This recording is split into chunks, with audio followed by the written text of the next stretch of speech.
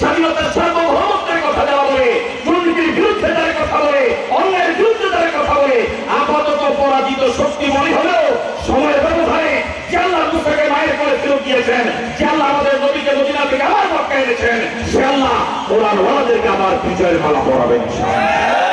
আমরা কি কোরআনের পক্ষে থাকতে রাজি আছি ইনশাআল্লাহ? কারা কারা রাজি হাত করে দেখায়?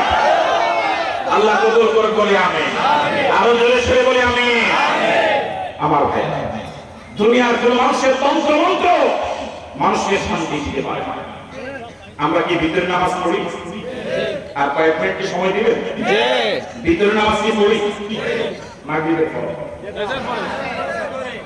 ভিতরে নামাজ কি দোয়া কুনুত পড়ে?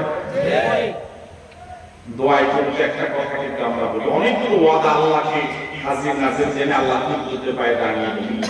এর মধ্যে একটা কথা হলো ওয়ানা কুনুত মাইনাস কুনুত। এটা কি দোয়া কুনুতে আছে? এটার অর্থ কি? আমি আল্লাহর কুনুতের পায়ে দাঁড়িয়ে ওয়াদা করছি প্রতিদিন একবার, ওয়ানা কুনুত মাইনাস কুনুত। আল্লাহ যা তোমার বিরোধী তার সাথে আমার কোনো সম্পর্ক নেই।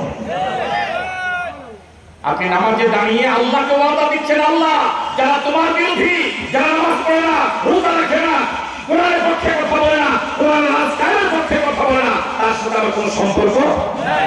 কিন্তু নামাজের পরে আমি